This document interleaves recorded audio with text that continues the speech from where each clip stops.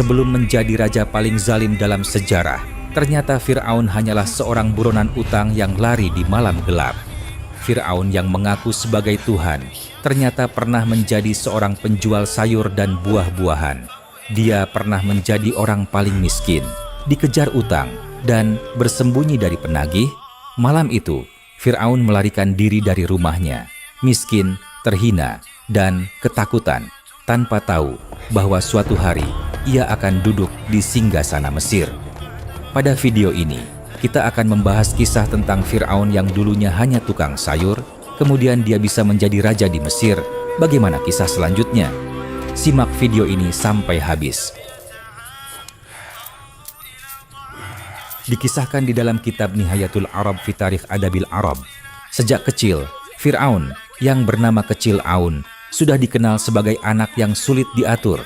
Hampir tak ada satu hari pun berlalu tanpa amarah ibunya meledak karena ulahnya. Kasar, keras kepala, dan gemar membuat kekacauan.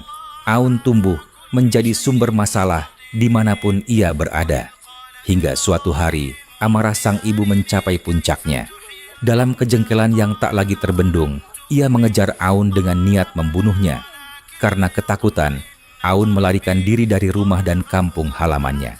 Sejak saat itu, ibunya sering berkata, "Fara Aun," yang berarti Aun telah lari. Dari ucapan itulah, kelak namanya dikenal sebagai Fir'aun.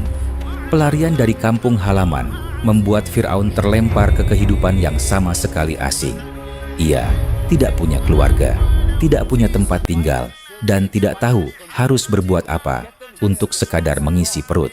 Hari demi hari, ia lalui dengan perut lapar dan hati penuh amarah. Waktu pun berlalu, sekarang Fir'aun sudah beranjak remaja. Suatu pagi, di sudut pasar yang ramai, pandangannya tertuju pada seorang tukang sayur tua yang kewalahan melayani pembeli. Orang-orang berdesakan, suara tawar-menawar bersahut-sahutan, sementara sang pedagang tampak kelelahan. Melihat itu, Fir'aun mendekat dan menawarkan diri menjadi pembantu. Awalnya, sang tukang sayur merasa tertolong.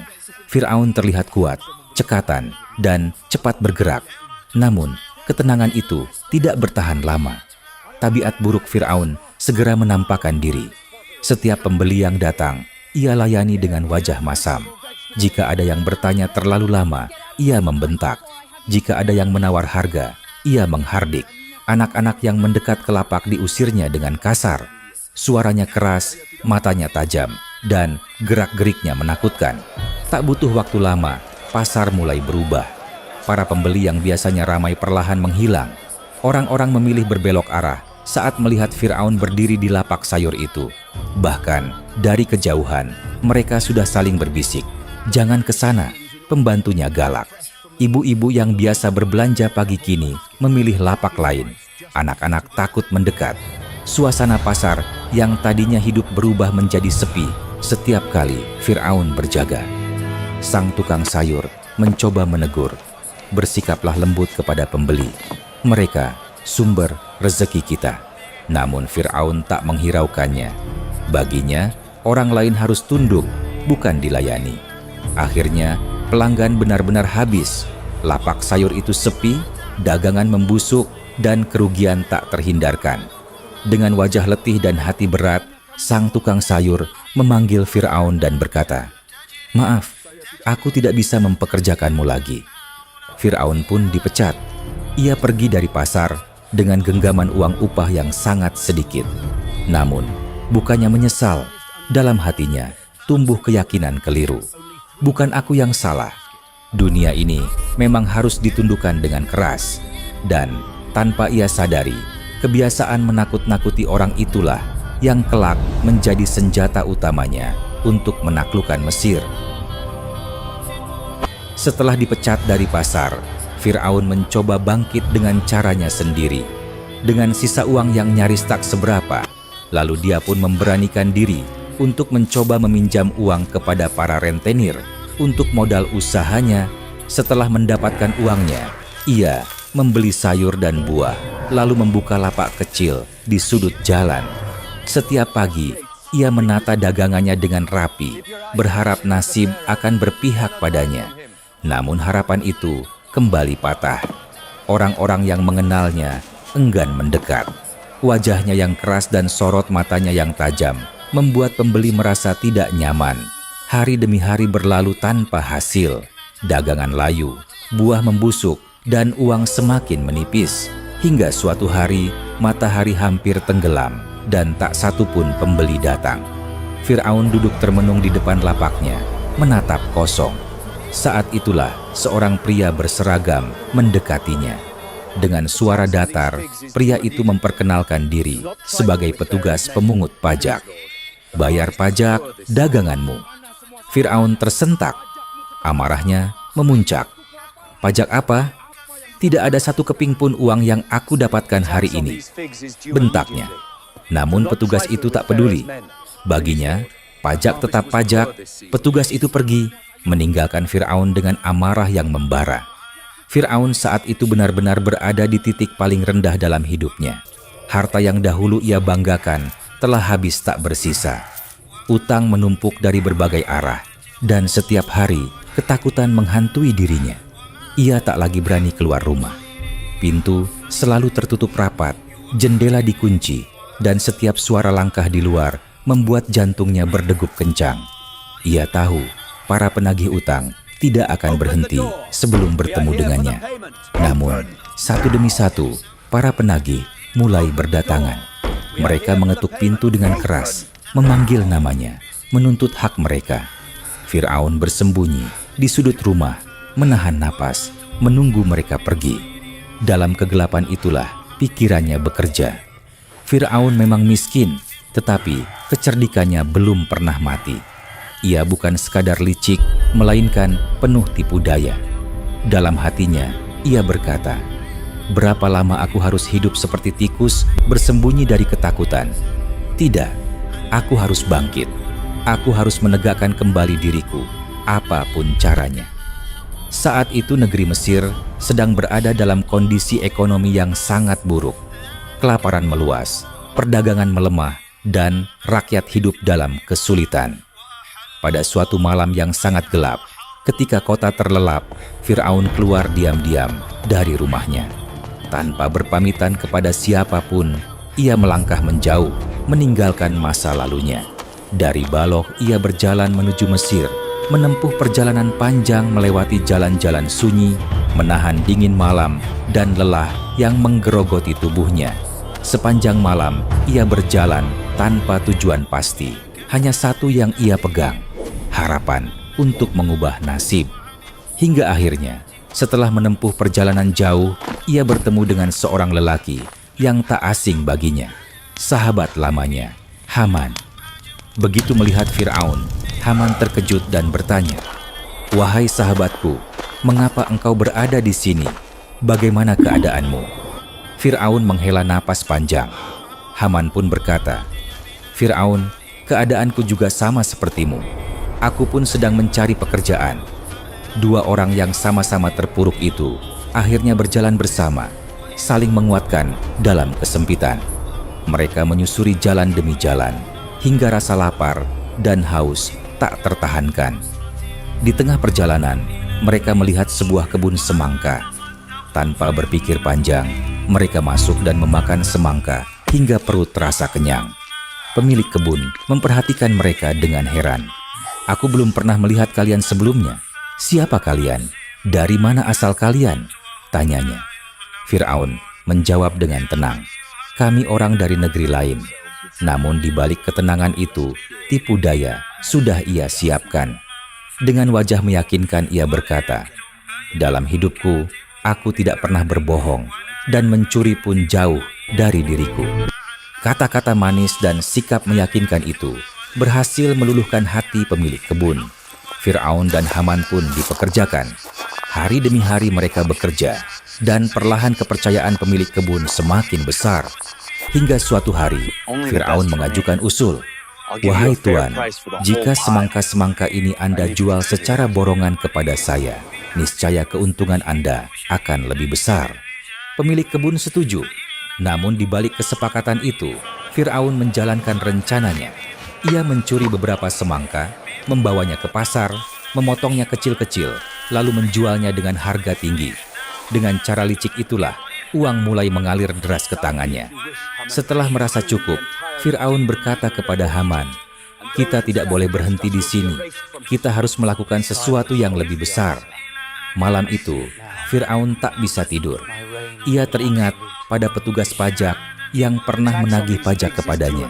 Dia memikirkan setiap sudut kota, mencari celah. Pajak pasar sudah ada.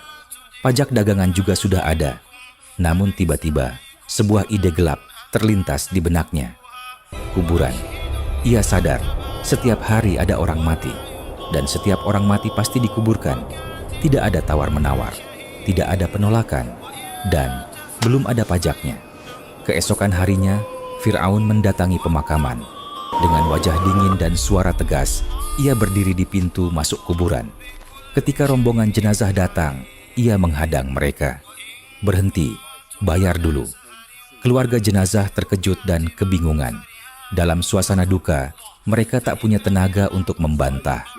Fir'aun memanfaatkan keadaan itu.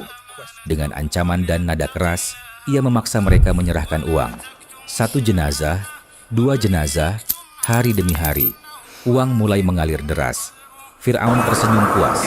Ia merasa menemukan ladang emas. Tak perlu modal, tak perlu bekerja keras. Cukup berdiri dan menakut-nakuti orang. Tak lama kemudian, kabar itu menyebar. Semua orang tahu, jika ingin menguburkan mayat, mereka harus berurusan dengan Fir'aun. Ia menikmati kekuasaan kecil itu, kekuasaan atas orang-orang yang sedang berduka dan tak berdaya. Dalam hatinya ia berkata, "Inilah hidup yang kuinginkan. Orang-orang takut dan aku mendapatkan uang." Tanpa ia sadari, dari kuburan itulah jalan panjang menuju singgasana mulai terbuka. Keserakahan Fir'aun akhirnya menyeretnya ke dalam masalah besar. Suatu hari, kabar tersebar bahwa salah seorang anggota keluarga kerajaan meninggal dunia.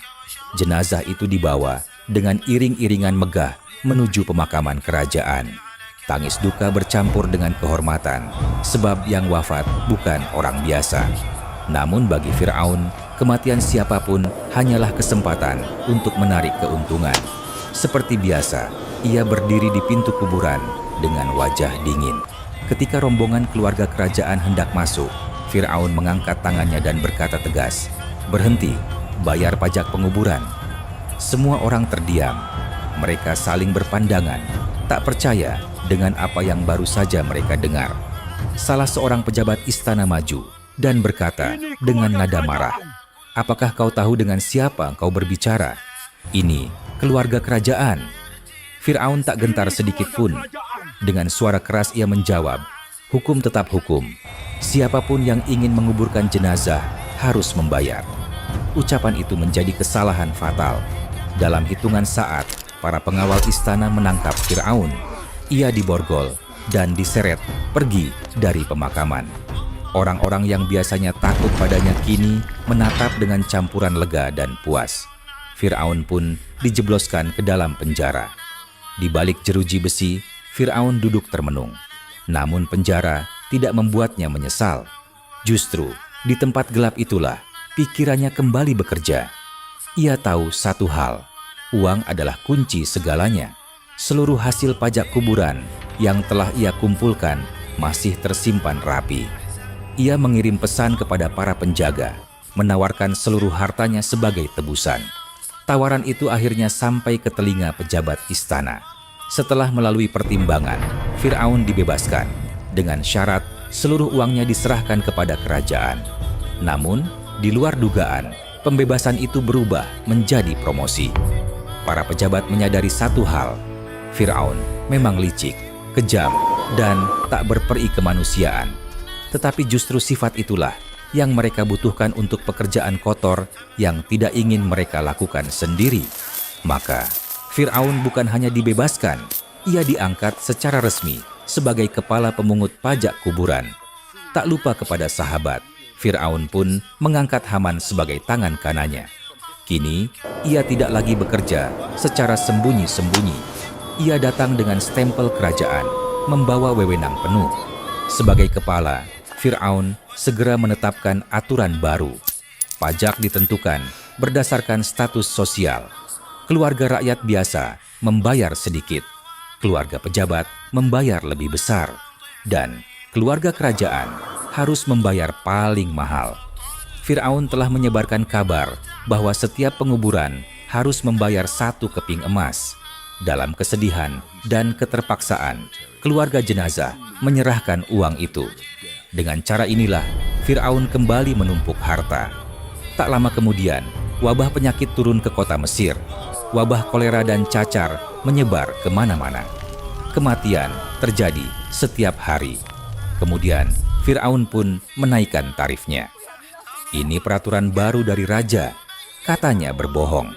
Siapa yang meninggal karena wabah harus membayar 2 keping emas. Uang yang terkumpul menjadi 2 karung besar. Fir'aun berkata kepada Haman, "Kita akan membawa ini ke istana." Haman terkejut. "Apakah engkau sudah gila?" Namun Fir'aun kembali meyakinkan Haman untuk memberikan emas ini kepada raja, tujuannya untuk mengambil hati raja dan para petinggi kerajaan Mesir. Kemudian, di hadapan raja, Fir'aun kembali memainkan tipu muslihat dan cara liciknya.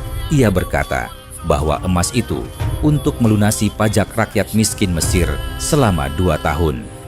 Raja pun terkesan dengan kebaikan hati Fir'aun. Kabar itu dengan cepat menyebar luas. Para petinggi kerajaan Mesir dan rakyat memuji Fir'aun sebagai orang paling dermawan di Mesir. Dan tanpa disadari siapapun, dari sel penjara itulah Fir'aun mulai menapaki jalan menuju singgasana. Beberapa waktu kemudian, raja wafat karena usia tua. Singgasana kosong. Dalam rapat besar, para petinggi mempertimbang orang yang paling pantas untuk menggantikan raja. Salah seorang berdiri dan mengusulkan Fir'aun menggantikan raja, dan banyak juga yang menyetujui akan hal tersebut. Kemudian, para cendekiawan sepakat, Fir'aunlah yang paling pantas. Maka ia pun diangkat menjadi raja Mesir, tanpa ada yang mengetahui betapa busuk jalan yang telah ia tempuh. Sebagai raja, Fir'aun mengangkat Haman sebagai menteri. Dan setelah diangkat menjadi raja, ia mulai mengeluarkan sifat aslinya. Dia memerintahkan Haman untuk mengeluarkan perintah zalim, melarang sedekah, memaksa rakyat menyembah patung, hingga puncaknya dia mengaku dirinya sebagai Tuhan. Pajak dinaikkan, kezaliman merajalela. Haman adalah orang yang disebut di dalam Al-Quran sebanyak 6 kali. Tapi jarang sekali dibahas sepak terjangnya. Padahal dia berperan sangat besar dalam kerajaan yang dipimpin Fir'aun. Jika kalian ingin kita membahasnya, silahkan tinggalkan tanda di komentar.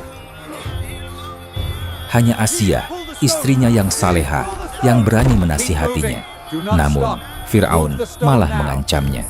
Hingga suatu malam ia bermimpi melihat api besar dari Bani Israel yang membakar Mesir. Para ahli nujum menafsirkan bahwa akan lahir seorang bayi laki-laki yang menghancurkan kekuasaannya. Kisah ini mengingatkan kita, kekuasaan yang dibangun dengan tipu daya hanya menunggu waktu untuk dihancurkan. Semoga Allah menjaga hati kita dari kesombongan. Amin. Sampai jumpa pada video selanjutnya. Wassalamualaikum warahmatullahi wabarakatuh.